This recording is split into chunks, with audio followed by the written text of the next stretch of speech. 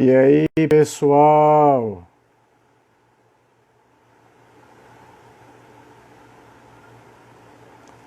Como vocês estão, meus amigos? Uma boa noite para todo mundo. Hoje, 6 de maio, dia de celebração da criação do Colégio Militar do Rio de Janeiro. Hoje vamos ter uma live diferente, pessoal. Normalmente eu que deixo a galera na Berlinda, Faleron. Mas hoje eu que vou para a Berlinda, pessoal. Vou chamar Olive Damares, que me convidou para fazer um chat, uma live com ela que vai conduzir. Aqui, ó.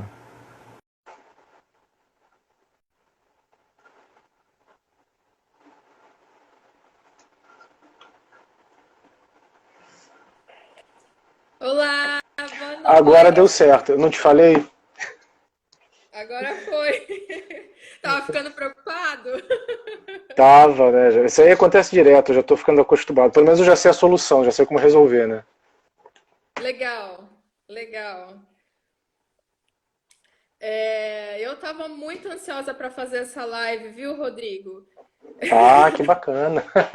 Muito. A Ah, gente, bacana. semana passada, né? Oi, perdão? A gente combinou semana passada, né? Foi. Ah, olha, pra falar a verdade, assim, é tanta gente falar comigo assim que eu já me perco um pouquinho e peço Eu, desculpas. hoje você fez já uma ou duas lives, não foi? Não, hoje não, hoje não. Não. Ah, então eu tô confundindo com outra pessoa. Ou com Esse é o outra. meu irmão gêmeo. Quem teve live agora foi o Monarquista Cearense, que acabou de acabar. Ah, tá. Legal, legal. Então, eu queria começar dando boa noite para a galera que está entrando aí. Obrigado pelo. Eu travo tanto quando eu vou falar, a gente quando fala outros idiomas, fica tudo misturado. Pensa em inglês, você é inglês. Você já sabe que eu gaguejo demais para falar. Mas quero agradecer para todo mundo que está entrando aí na live, muito obrigado. Esse assunto de hoje, eu acredito que vai trazer uma luz aí para todos nós, né? Espero que sim, é nossa luta aí, que estamos firme e forte nela. Pois é, né? Então, para começar, Rodrigo, eu queria que você se apresentasse. Eu sei que quem seus seguidores já te conhecem, né? Se apresenta os meus seguidores, depois eu me apresento para os seus seguidores. Então, boa noite, pessoal. Para quem não me conhece, eu sou Rodrigo Brasileiro, sou ativista do movimento monarquista desde 2015, edito a página da Confederação Monarca do Brasil, já fui vice-chanceler do Círculo Monárquico do Rio de Janeiro e atualmente eu centro as minhas atividades dentro da Confederação, né, notadamente procurando aí fazer não a organização do bandeiraço, mas pelo menos assim, compilar as informações para o bandeiraço nacional, para a gente poder ter aquele banner organizado e procuro tá ajudando aí na fundação de círculos, tá dando apoio às instituições mais jovens que precisam assim, de mais mídia, de mais apoio, de mais moral, entendeu? Então procuro ajudar dessa forma. E você? Eu não tenho muito para falar a meu respeito, só que eu fui uma das pessoas que foi para as ruas para pedir o impeachment da Dilma. E, na verdade, a minha história, assim, com militância, eu acho que tem bastante gente que deve se identificar, né? Lá em 2009, quando eu ainda tinha 20 e poucos aninhos, me chamaram para a militância da esquerda, né? Só que aí a gente vai envelhecendo e aí a gente se apaixona, casa, e aí quem casa quer casa. E aí quando a gente vai vendo as responsabilidades do dia a dia, a gente percebe que esse negócio de esquerdismo, ó, não tá com nada. Não tá com Aí nada. tem um choque de realidade. E eu sempre quis morar fora do Brasil, E eu sempre falava para o meu marido, amor, vamos imigrar, a situação não tá boa. Eu conheci meu marido em 2009. E aí eu fiz várias faculdades que eu não terminei. E daí, quando eu finalmente me encontrei, eu me formei em 2013, e já pensando em sair do Brasil. Eu estava vendo que a crise só estava crescendo, crescendo, né? O dólar, o dólar crescendo, enfim, várias coisas, né? Corrupção. E só que na época eu tive que apoiar meu marido, né, nos projetos pessoais dele. Então, foi, a gente acabou empurrando, empurrando, empurrando, fomos ficando. E o descontentamento, né, com a situação política brasileira só foi aumentando, aumentando, aumentando. Então, aí um belo dia eu vi uma entrevista, acho que todo mundo viu, né, do Danilo Gentili com o príncipe Dom Bertrand no programa dele. E nesse dia, não sei, parece que assim, foi como se tivesse caído uma venda, né, do meu olho. E eu comecei a pesquisar sobre o assunto, me informar, ler, correr atrás. E eu falei, putz, gente, olha, tem aqui, né, uma solução, mas por que que ninguém fala a respeito? Por que que não é difundido, né? E assim foi, né? E aí passaram os 4 anos. E aí tá acontecendo o que tem acontecido esse ano de 2020, né? Não está sendo fácil para ninguém. Então eu acreditei que agora era o momento, né, de começar a falar sobre o assunto, porque acho que não tem maneira melhor, né, da gente, enfim, assim, o brasileiro, né, quando começaram a ir para as ruas, começou a falar sobre política. E eu acho que com relação à monarquia, né, o retorno da monarquia no Brasil, ele também tem que começar a ser falado, né? Do mesmo jeito que o assunto de política no Brasil começou a ser falado, né? Hoje todo mundo fala sobre política, Anitta, enfim, todo mundo. Então, acho que cabe a nós também, né?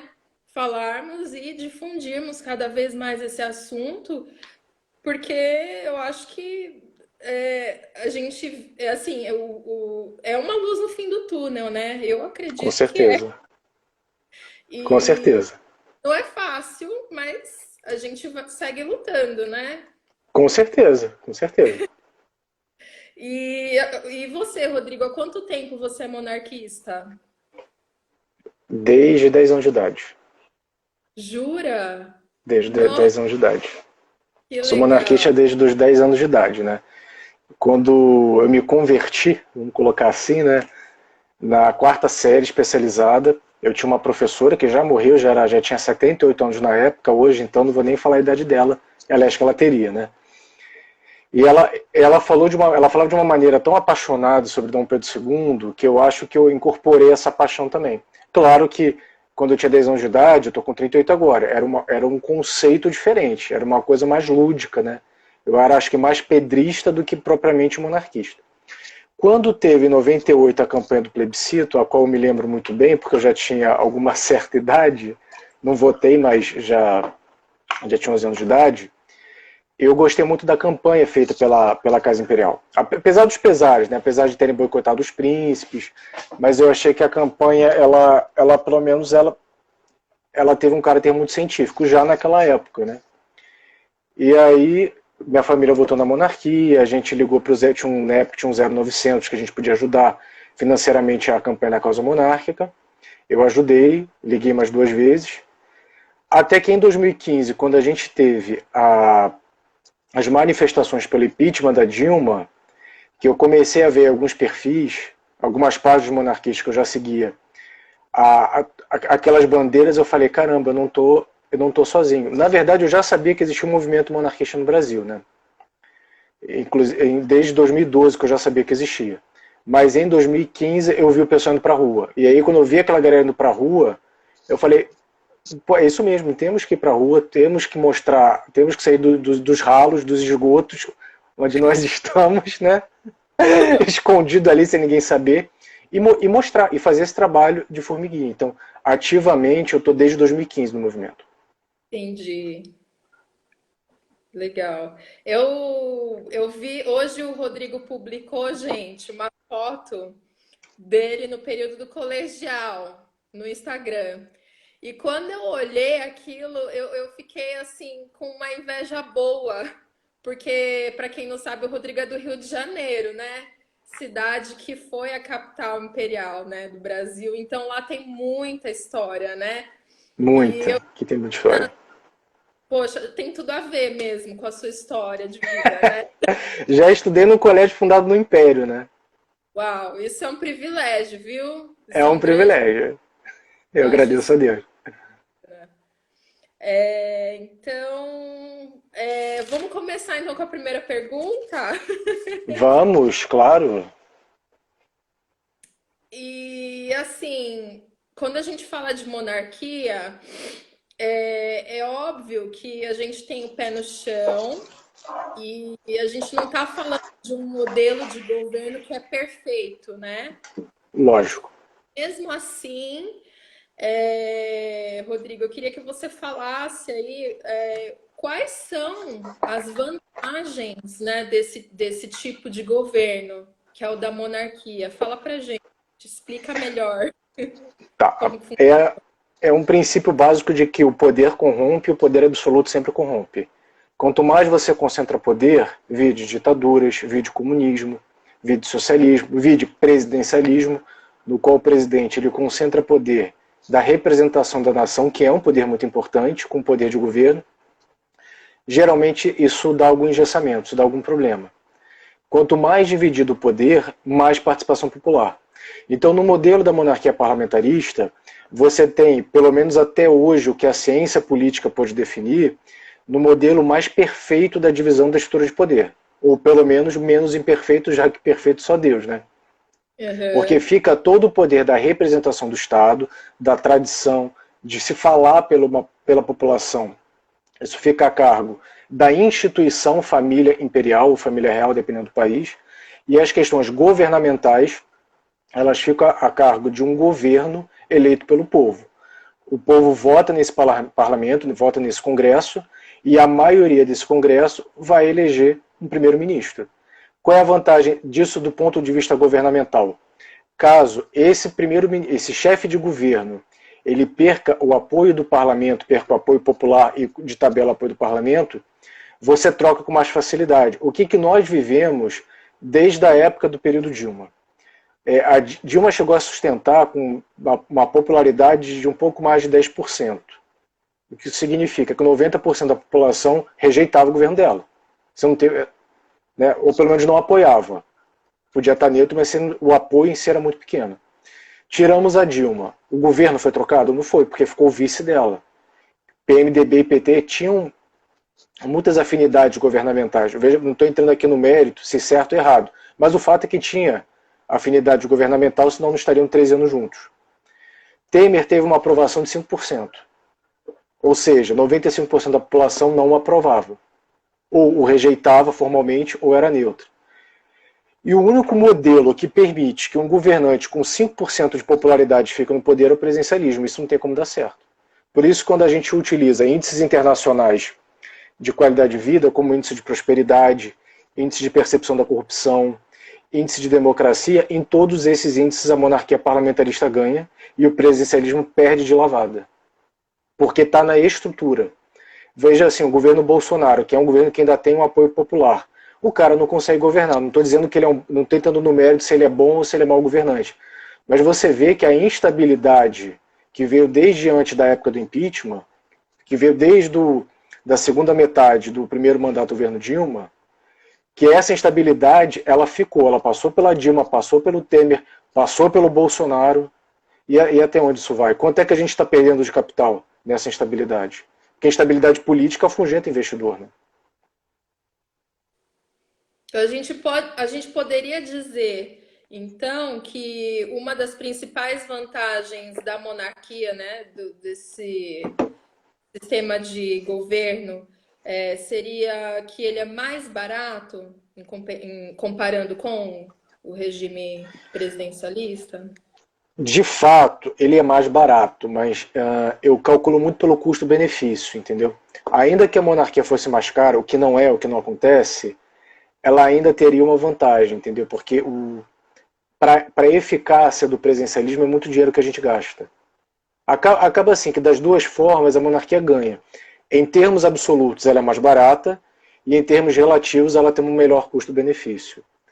No presidencialismo, só o que você gasta para manter ex-presidente, isso aí é uma fábula. Só a manutenção de um ex-presidente português, que o pessoal gosta muito de falar que no Brasil a monarquia não funciona, então vamos pegar Portugal. O custo de um ex-presidente português, ele sai mais caro do que o rei da Espanha.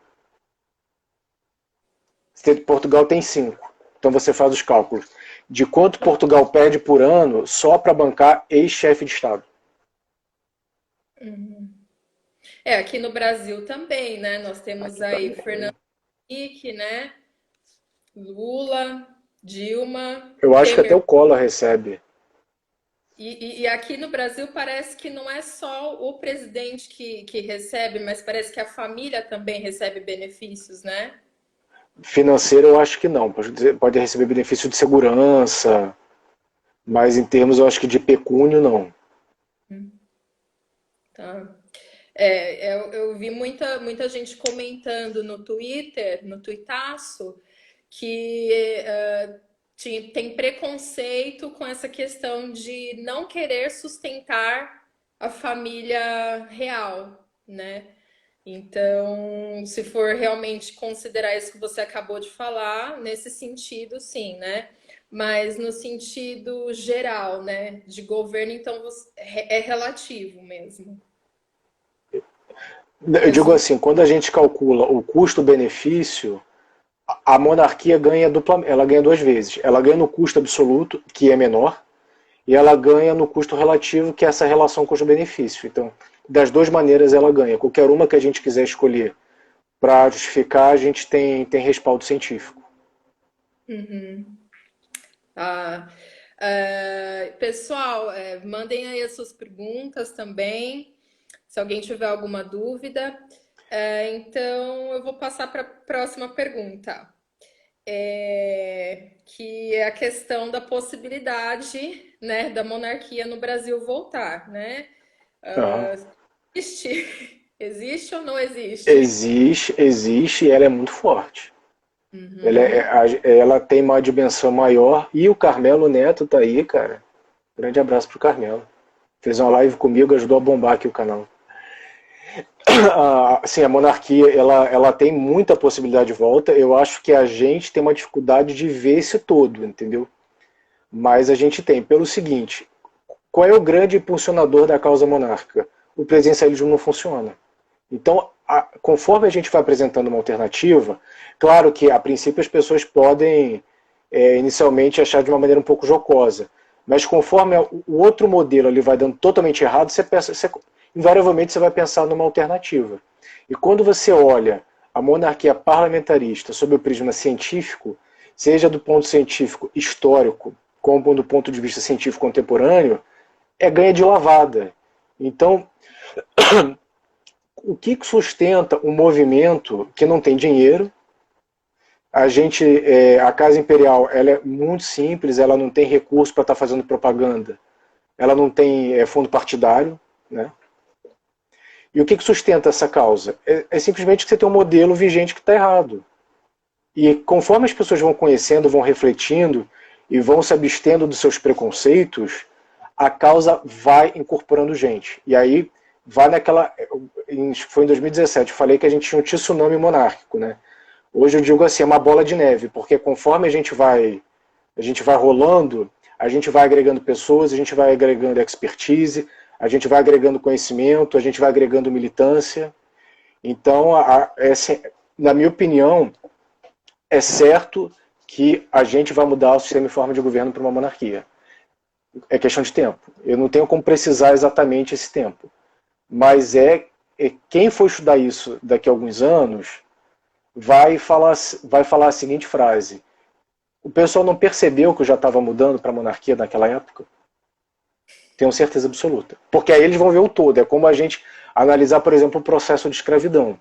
Talvez aquela pessoa que era escravo, que era escoteado, que achava que aquilo nunca ia mudar, ela não tivesse a dimensão de que tudo caminhava para o fim da escravidão. Primeiro, internacionalmente já não era mais respaldável, já tinha o Bill Aberdeen da Inglaterra, né, que proibiu o tráfico negreiro, o próprio Brasil já tinha leis de proibição de tráfico negreiro, a própria corte, a própria Casa Imperial já tinha abolido a escravidão dos escravos que eram da coroa, já tinha o sexagenário, já tinha ventre livre.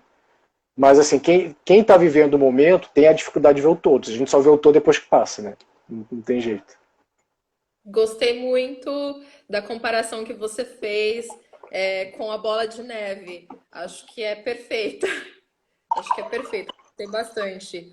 Bom, então, dito isso, o que que seria necessário, então, para que ocorresse essa transição de governo? Formalmente, a gente pode ter duas formas. O referendo. O referendo seria através de uma mudança de um projeto de emenda constitucional. Há uma discussão se presidencialismo é cláusula pétrea, né? Não é explícito isso na Constituição, mas como o Supremo ele acaba se ele acaba modificando o que está explícito, imagino que não está explícito, né? Ele pode interpretar e considerar que é cláusula pétrea. Se for considerado cláusula pétrea, a outra opção é a gente ter uma Assembleia Nacional Constituinte que vai definir uma nova Constituição e uma nova forma e um novo sistema e forma de governo. Isso é o que formalmente a gente precisa. Entendi. Então, qualquer outra forma de seria vista como imposição ou como golpe. Não é isso que a gente quer. Porque o que significa golpe? Golpe é ruptura. Ruptura pressupõe instabilidade. Na verdade é o seguinte, qualquer mudança dá instabilidade. Da infância para a fase adulta. A adolescência é uma fase muito instável. Não tem jeito. Mas o que a gente tem que fazer é o seguinte, é que essa instabilidade que vem com qualquer mudança, que ela esteja em condições mais bem controladas possível. Para ser, digamos assim, uma instabilidade previsível. E não a gente gerar uma instabilidade que pode, sei lá, culminar numa guerra civil. Entendeu? Porque se a gente impõe pela força, parte pode recusar pela força também. Aí a gente aí vai ganhar quem tiver a maior violência. E não é o nosso projeto. Então, e aí é importante também a gente deixar bem claro que precisa ter um apoio muito grande da população, né? De Porque no fato. sistema que tem hoje é muito fácil que o STF, né, principalmente engavete, eles, né, enfim, fazem de todas as manobras para poder suprimir, empurrar para frente, né? Então, é por isso que o apoio popular é muito importante, né? E cabe mesmo a cada um de nós ir fazendo esse trabalho de formiguinha, né? Até acontecer esse fenômeno aí da bola de neve, né? Que você mencionou que eu gostei pra caramba. Então, e aí, assim, então você falou do referendo ou da constituinte, né? Isso. A gente olha para o nosso cenário atual e como que você imaginaria que seria imaginaria não, mas assim, a gente sabe, né, que existe aí todas as questões de Tá escolhendo palavra. mas como que funciona para como que é movimentado, né? Como que é feito os passos seguintes que vão fazendo com que esse novo modelo, né? Com que esse novo governo dê certo. Porque é um processo de transição como esse, né? Uma mudança como essa não é fácil. É claro Não. que para hoje, a gente pensar hoje, é difícil porque ainda não é muita gente que tá falando, né, em monarquia. Talvez se a gente tivesse assim um movimento muito, né, forte, talvez a gente conseguisse visualizar melhor. Mas como a gente não, eu pelo menos ainda não consigo, eu queria sua ajuda para a gente conseguir entender melhor esse processo, né? Então, como que seria, né, esses passos assim para que esse tipo de governo dê certo? Então, assim, vamos supor que amanhã vai acontecer a Constituinte. E em seguida, o que teria que ser feito? A gente imaginando esse processo. Bom, assim, tendo a Constituinte, mudando o sistema e forma de governo, vai ter uma eleição para eleger o parlamento, né? E aí a gente tem que votar naquele parlamento que a gente acha que vai ter as melhores propostas e a gente vai ter que exercer um exercício de fiscalização. É basicamente o que a gente já faz hoje, que é ir para a rua, que é manifestar. A diferença é que hoje, para você tirar um presidente, você tem um processo, é uma ruptura muito dolorosa. E você não troca o governo. No parlamentarismo, é basicamente o que a gente faz, só que com resultado. Então isso você também tem aquele feedback positivo, porque você vai para a rua, você tem uma manifestação, não se precisa se desgastar tanto e você consegue renovar aquele governo. Tem que saber o seguinte, a monarquia não é o portal mágico. Não é o portal mágico, a partir de agora tudo se resolve. Até o rei, o imperador no caso, mesmo que ele mantenha uma vigilância, se ele não é respaldado por uma vigilância popular, ele em si não tem como, ele fica engessado. Ele não pode, por exemplo, na Inglaterra, até 2011, eu acho que a rainha tinha poderes de dissolver o parlamento a livre critério. Quantas vezes ela fez isso? Nunca. Ela nunca fez isso. Por quê? Porque nunca encontrou respaldo popular para isso. Então, Ai, mesmo que haja a prerrogativa do imperador dissolver o parlamento aqui no Brasil a livre critério, se ele não tiver um respaldo popular que o referende nessa atitude, por pior que seja o parlamento, ele não vai poder fazer. Porque o povo não está se manifestando. Então, assim, mudar o sistema de governo não significa que a gente vai ficar em casa. Significa que vamos para as ruas e nas ruas teremos melhores resultados do que tem hoje. Porque você consegue trocar o governo. O parlamento elegeu o primeiro-ministro. O primeiro-ministro perdeu legitimidade popular.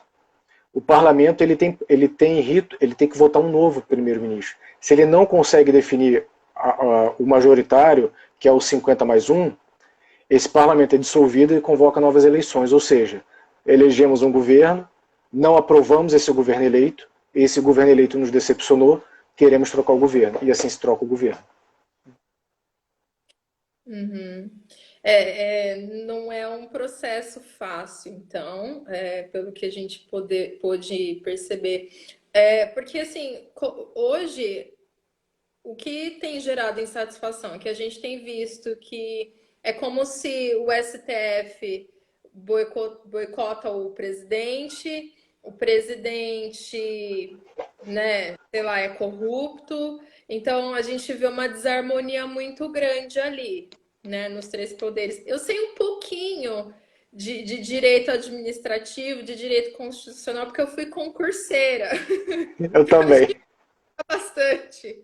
Mas eu imagino que para quem, né, nunca leu, enfim, é um pouquinho mais lento esse processo. Mas pelo que a gente vê na mídia, né? ah, Enfim, então essa questão de dissolver o parlamento poderia acontecer também no poder judiciário? Ou só mesmo no. Não. Na Não? Constituição de 1824 isso não era permitido. O que você poderia fazer era o poder moderador podia afastar um juiz mediante queixa. Entendeu? Como você não tinha o CNJ, quem exercia o poder moderador sobre o judiciário era o imperador. A Constituição Imperial de 1824, ela fala em queixa a juiz, ela não especifica. Ela é uma Constituição bem ampla. Então, a gente pode interpretar que isso valeria para o ministro do Supremo. Dependendo da queixa, o imperador poderia afastá-lo. Aí tem que ver de acordo com a legislação vigente. Por exemplo, atualmente na nossa legislação, um juiz, a maior pena que ele pode ter é a aposentadoria compulsória. Então, se essa for a maior pena, mesmo com a mudança do sistema em forma de governo, essa vai ser a pena máxima que o monarca vai poder impor a um juiz ou magistrado, aposentá-lo, aposentá-lo compulsoriamente. Entendeu? Uhum, Mas isso é uma possibilidade. Agora, depende de como a gente estruturar a nossa Constituição, né? uhum, Pode ser que a Constituinte ela vote um modelo que o imperador ele tenha poderes muito limitados, o que eu também não acho que seja interessante. Eu acho que um mínimo de poder estabilizador o imperador tem que ter. uhum. Entendeu? Não, assim, de qualquer maneira, o parlamentarismo já é melhor que o presidencialismo. Mas já que a Sim. gente está lutando para mudar, então vamos lutar aí pela medalha de ouro, né? Se vier uma medalha de bronze, uma medalha de prata, tá valendo. Mas assim, o nosso objetivo é lutar pelo ouro, né? É, se após a Constituinte houvesse aí, né, então, a eleição do monarca e aí fizesse valer o quarto poder moderador, qual seria a Constituição que passaria a vigorar? A É assim, mesma? não, com a Constituinte não. A de 88 ela perde sua validade, você escreve uma nova Constituição, um outro item pode ser recepcionado ou não, mas é praticamente você começa na Constituinte é um processo que você começa do zero. Então, assim, é quase que tudo pode. Você pode mudar o nome do país, por exemplo, Uhum. entendeu? Tanto que a gente era Império do Brasil, passamos a ser Estados Unidos do Brasil. Então você muda, assim, é uma mudança assim, generalizada. O nosso projeto é pegar a Constituição de 1824, fazer as adaptações daquilo que a gente pode recepcionar e daquilo que não pode. Por exemplo, na época do Império, a eleição para senador era uma lista tríplice. E o monarca escolhia o que ele achava mais eficiente. Eu acho que hoje esse modelo já não cai bem. Eu acho que você começa a expor muito o monarca se ele tiver que escolher, entendeu? Aí ele escolhe um, o cara faz uma bobagem. E aí? Vai ficar na conta de quem escolheu. Então eu acho que até com uma forma de você preservar a neutralidade, isso não poderia ser recepcionado. A Constituição de 1824 falava em voto censitário, que hoje a gente fica muito escandalizado, mas na Europa era assim também na época, né? Mas hoje, obviamente, você não tem como recepcionar um modelo desse, tem que ser voto, tem que ser sufrágio universal. Então a gente Desculpa, o vai. que é voto censitário? Voto censitário é que você votava só podia votar quem tivesse uma determinada renda. Hum, Entendeu? Isso era entendi. super comum na Europa, assim. A Inglaterra era assim. Hoje isso não seria recepcionado, obviamente. Né? Então, a nossa ideia é pegar a Constituição de 1824 e adaptá-la à realidade contemporânea, mas fazer, acima de tudo, uma Constituição muito enxuta, evitar aquela Constituição muito detalhista, porque quando você coloca muito detalhe, você abre espaço para muito questionamento, entendeu? Então, é igual você fala assim, você definiu o que é colar no mapa, você é professora, né? Sou. É, é igual você definir assim, ó, vamos supor, não pode colar na prova. Aí você começa a descrever o que é colar. Colar é olhar para o lado. Aí o aluno olhou para frente para ver ele é cola. Entendeu? Quando você começa a ter muito. É olhar para frente e para o lado. Não, mas eu não olhei nem para o lado, eu olhei em diagonal. Não, eu olhei para baixo porque a resposta estava no meu pé. Você começa assim a detalhar demais, porque assim, as possibilidades são infinitas, né? As possibilidades não se encerram no papel. Então a ideia é ter uma Constituição que ela não precisa ser tão detalhada quanto a de 88, né? Que é a maior Constituição do mundo. Porque uma Ah, Constituição que ela é extremamente detalhada, ela caduca muito fácil. Porque o que serviu para 88, por exemplo, para 2018, para 2020 não serve mais. Então, mas quando você coloca princípios gerais e linhas mestras, essas linhas tendem a ser mais duradouras. Então, a ideia é assim, que a Constituição ela tem as linhas mestras, como tinha em 1824, com alguma outra alteração geral. E o resto você define por lei infraconstitucional. o que eu acho que eu não sei se o termo seria a beleza do movimento monárquico, mas como assim a motivação de lutar pelo direito, né, de gente poder mudar o regime pela monarquia, justamente, ainda falando sobre essa questão da Constituição, é que muitos políticos já falaram com relação a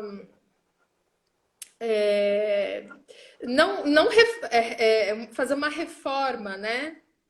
Uhum. Na, Fala-se em e reforma política, né? exatamente, e não só na Constituição, mas na Previdência, há muitas reformas que precisam ser feitas, né? E essas reformas nunca vêm, elas nunca chegam. Então, para quem está mais antenado, né, na política, eu acho que são as pessoas que ficam mais desesperadas, até porque quanto mais você se informa, mais desespero dá, né?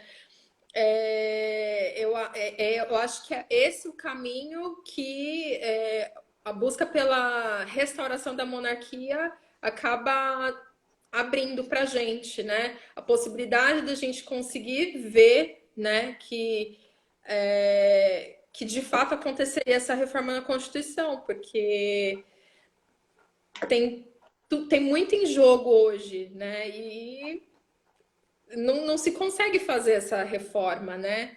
Então, de repente, uma mudança aí de governo seria a única solução, né? Se a gente for analisar, pegando o gancho do que você falou, a gente primeiro está tentando, você vê, estão tentando fazer a reforma previdenciária. Depois, provavelmente, queiram fazer uma reforma trabalhista. Depois, a reforma política. Ou seja, o que significa a reforma política? Significa que você pode mudar a Constituição. Você pode mudar a estrutura básica de poder. Então, essa possibilidade de mudança, ela está muito mais perto do que a gente pensa. É que como o presidencialismo ele é muito estável, acaba que às vezes a gente acaba se desvirtuando, né, por próprias instabilidades típicas do sistema. Mas a reforma política, ela já é uma coisa que é pensada. Então, Sim, é responsabilidade nossa estarmos nos preparando para esse momento, porque eu escuto muito monarquista falar assim, não, eu acho que não está na hora. Só que eu vou falar uma coisa que vai chocar todo mundo, não é a gente que vai escolher. Quem vai escolher a hora da mudança é o próprio Brasil, é é sempre a própria conjuntura. Então, já se fala em parlamentarismo branco, já se fala em semipresidencialismo, ou seja, a discussão ela já está acontecendo e ela pode desembocar na reforma política. Então, nós temos que já estar preparados para que no momento que o Brasil tiver a condição de discutir de forma mais profunda mudança do sistema e forma de governo, a gente tenha a condição de brigar, a gente tem a condição de mostrar que a monarquia parlamentarista é uma opção científica a esse projeto de reforma política. E não ficar ali esperando como se fosse uma poliana arrependida, entendeu? Aguardando o amanhã que nunca vem. sim, legal. Tem bastante gente entrando agora e boa noite para quem está entrando agora. A gente acabou de falar aí sobre como seria a transição de governo e o Rodrigo falou sobre uma constituinte e sobre essa reforma, sobre uma reforma na Constituição, que é algo que seria inevitável, né? Mas que atualmente, no cenário político brasileiro, essa reforma ela vai acabar acontecendo, né? De um jeito ou de outro, Sim. né? E alguém perguntou sobre a Constituição do Luiz Felipe. É O o Luiz projeto. Felipe ele tá escrevendo esse projeto, não sei se já está concluído, né? Mas a ideia geral do Luiz Felipe é fazer um sistema federativo, né?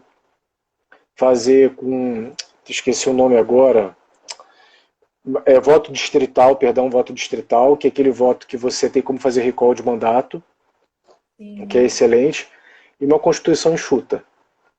Uma constituição simples, enxuta, que dá para ler sem saber, sem, por exemplo, a Constituição de 1924, eu consigo tê-la na cabeça com muito mais facilidade que a de 88, que é reforma em cima de reforma, é grande, A Constituição de 88 ela define até quem é o reitor do Colégio Pedro II. Agora, venhamos e convenhamos, é papel de uma Constituição definir quem é o reitor do colégio, de colégio? Não é papel, entendeu? É dar aquela linha mestra, né? Uhum. Para quem não segue o Luiz Felipe, ele é um dos membros, né, da família real brasileira.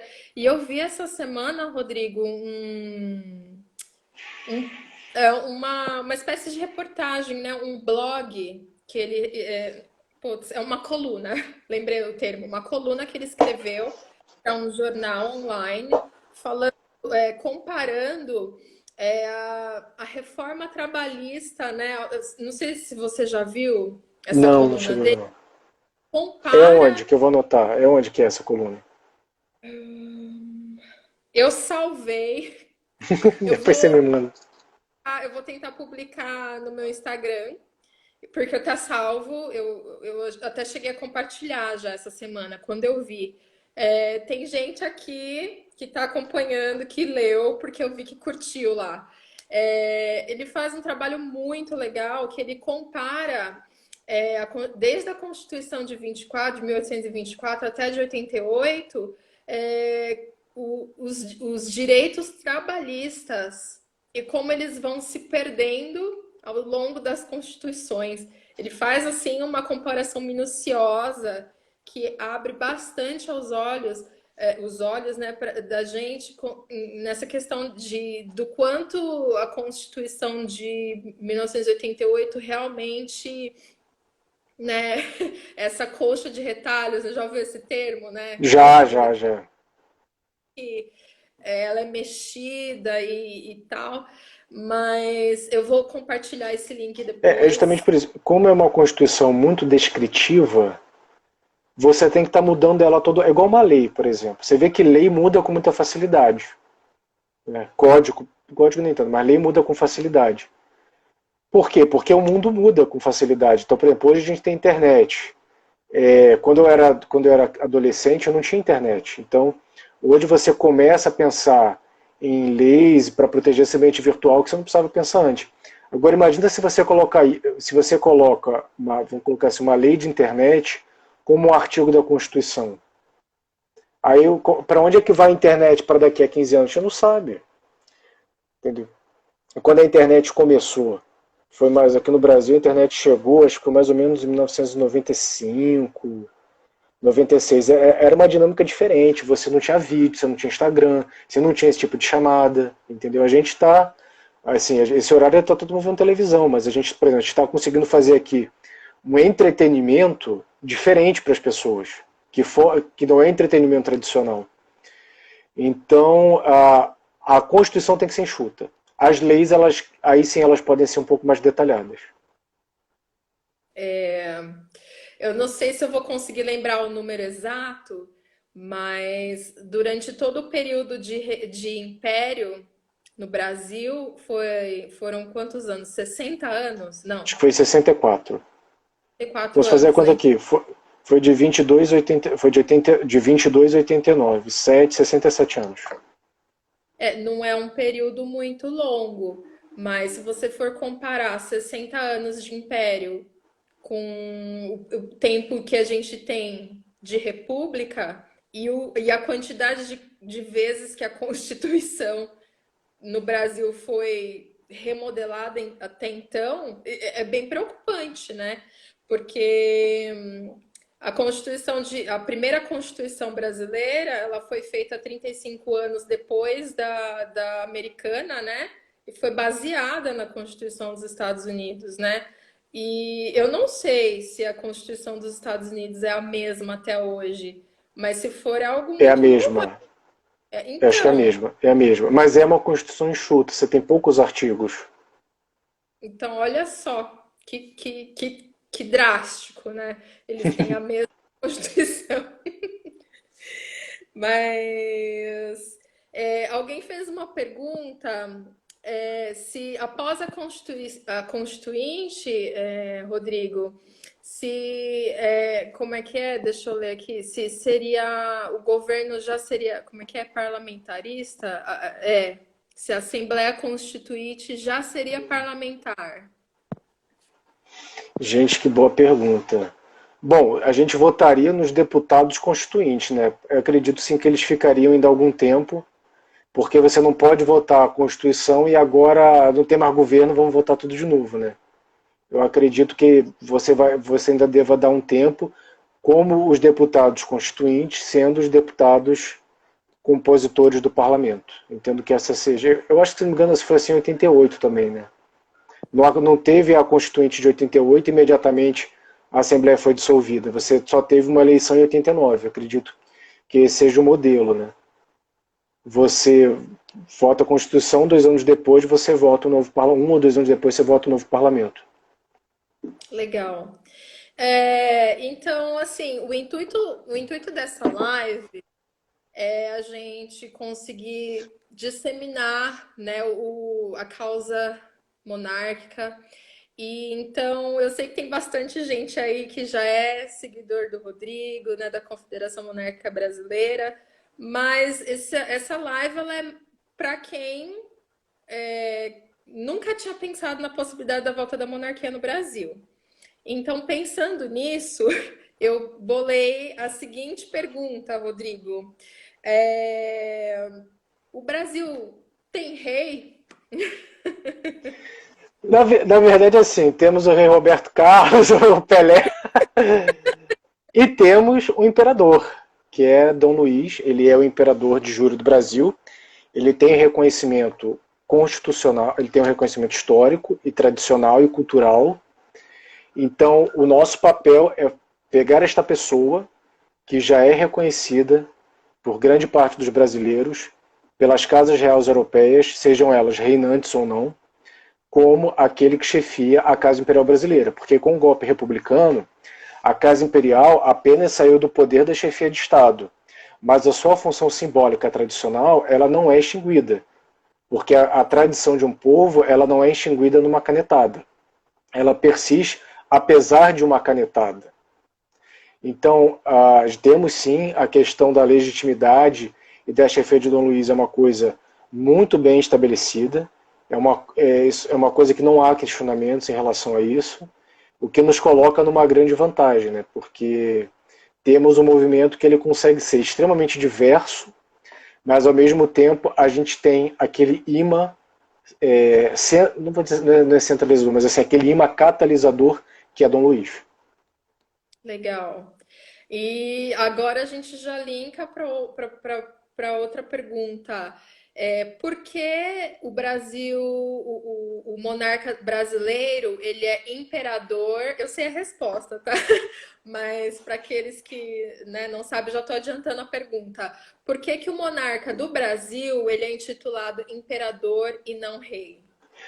Olha, isso é uma controvérsia, então assim, também vou querer escutar a sua explicação depois. Assim, o império ele tem um conceito de ser uma coisa geograficamente maior e uma coisa mais diversa em termos até de culturas e línguas.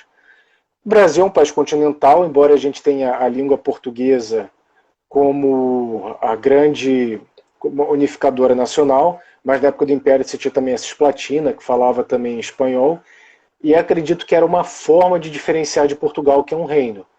Mas a gente tem que lembrar que esse tipo de nomenclatura, isso é um pouco teórico também, né? Tanto que assim, já teve o Império Inglês, que tinha bem essa característica de ser diverso, de ser geograficamente muito bem estendido, mas você tem o Império do Japão, que é um arquipélago. Então não é obrigatório, né? Geralmente reinos são para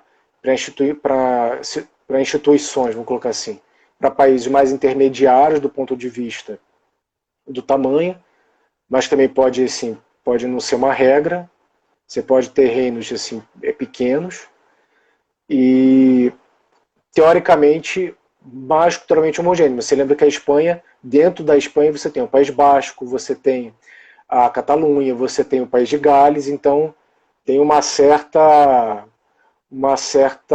variedade, né? E aí, Principado e Grãos-Ducados seriam aqueles que geograficamente são muito pequenos, mas isso tudo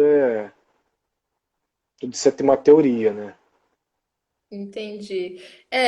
O que, na verdade, eu guardei para mim a resposta que o Dom Bertrand, né, o príncipe Dom Bertrand deu, com relação às dimensões, né, continentais do nosso país. E acho que por conta da carga histórica, né, que nós temos, né, cultural,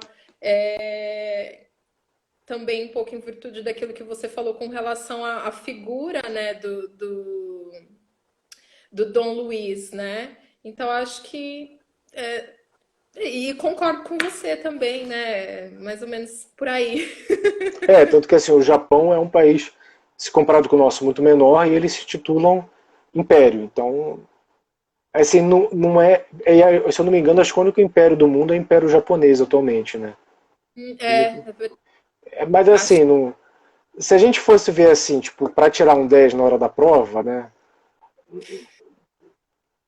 Tirava um 9,5, entendeu?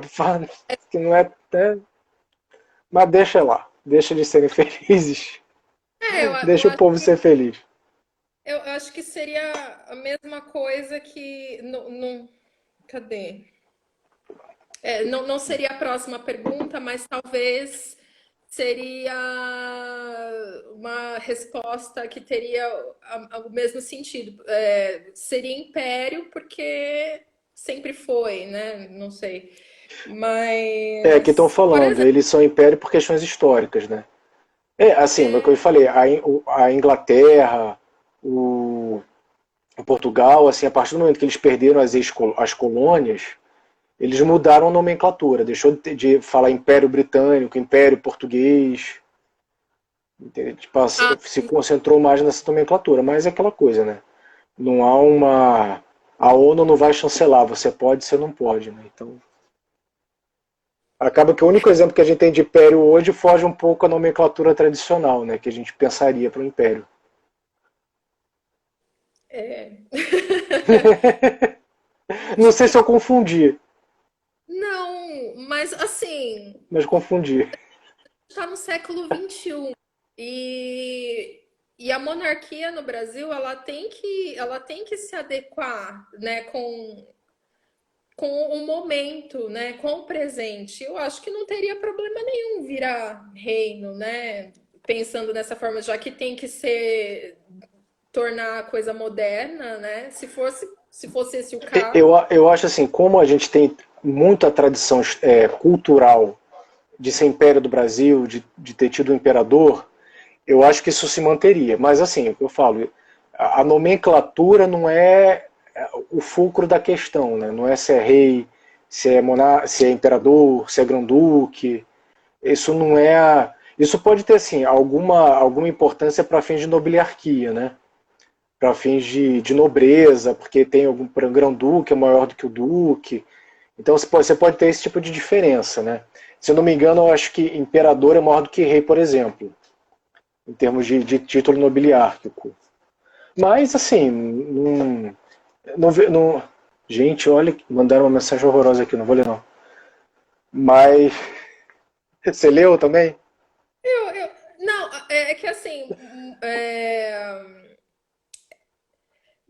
a gente viu, né, que império era uma questão da época em que, lá na Idade Média, ou até mesmo antes, né, no tempo do Alexandre o Grande, você tinha as tomadas, né, de territórios, e aí essa expansão, né, levava. É só estudar a história. A gente não tem mais isso, né? Então não tem a força da expressão mais de império, porque o Brasil sempre foi aqui, né? Então eu acho que império, porque assim, etimologicamente é uma palavra que remete muito a essa questão de conquistas de território, império. Você quer expandir o seu território, você quer expandir o seu império. E questão de reinado não tem isso. Você é o rei, por exemplo, você tinha a tomada lá na Idade Média lá dos vikings que queriam tomar lá antes de ser Reino Unido, lá na Oh, meu Deus. Antes de ser Reino Unido, tinha uns reis lá. E Sim, sim, você tinha feudos, assim. não era um grão-duque, mas era rei, né?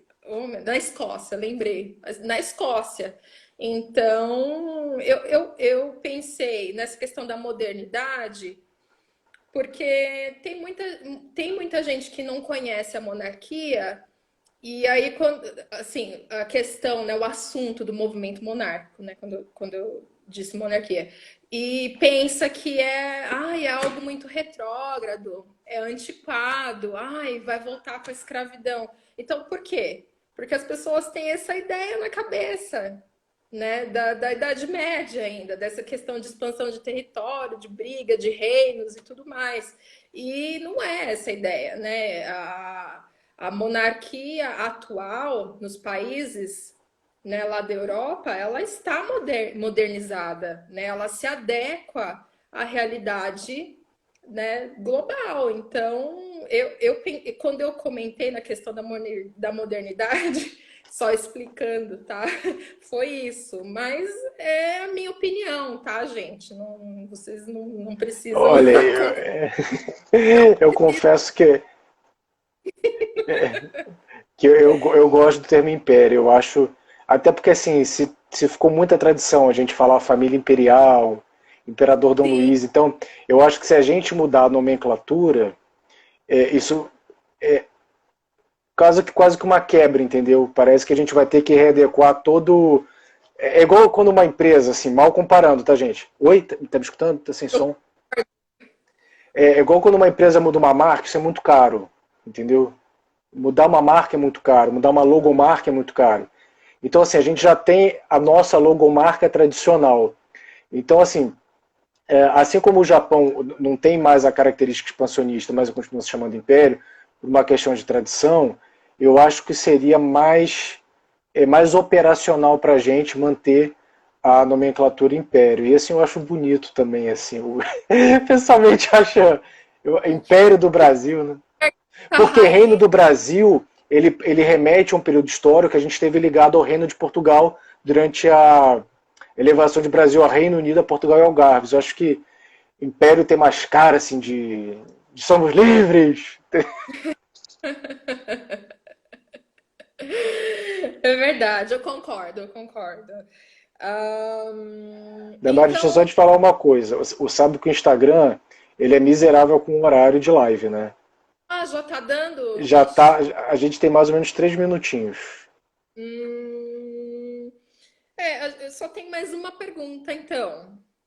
Por que que a gente não pode pensar na volta da monarquia como associando a monarquia com um modelo assim de aparência, né, de só de aparência. Ai, porque é bonitinho, tem a bandeirinha, conto de fadas. Porque como no monarca como, né, um chaveirinho lá, só um símbolo. Por que que a gente não pode pensar dessa maneira? Porque assim, a questão da representatividade do Estado ela é diferente da ação de governo. Como o Brasil inteiro não tem como se pronunciar a todo momento, há uma pessoa que, mediante um conselho de Estado, ela pode se pronunciar. Agora eu vou pegar até a questão do ser bonitinho. A monarquia inglesa ela traz lucro para a Inglaterra. E a rainha ela tem embora o nosso modelo não seja exatamente o modelo britânico, o monarca ele dialoga com o primeiro-ministro, ele tem capacidade de influenciar o primeiro-ministro, ele tem capacidade de ver a política de fora, e numa situação de instabilidade institucional, onde o governo não se entende, você ter uma figura de tradição e uma figura de continuidade para dar um reset naquele governo, que seria a dissolução daquele governo e convocar novas eleições. É diferente de ser um presidente numa república parlamentarista, porque você pode ter um presidente do mesmo partido que o primeiro-ministro. Então, obviamente, sempre vai ficar um acordo mais entre nós, entendeu? O monarca ele tem como ficar mais separado. Não é que ele seja perfeito, não é que ele nunca vai errar, mas ele tem menos elementos para errar, ele tem mais elementos de neutralidade. E faltam 30 segundos. E é bonitinho e traz dinheiro e dá lucro. Gente, muito obrigado, Rodrigo. Eu que De coração, agradeço. Eu que foi um prazer. agradeço. Obrigada. Obrigado a todo mundo que participou e até uma próxima. Muito obrigado, até uma próxima. Salve, Dom Luiz. E vai para o Instagram, vai para o YouTube essa live. Legal.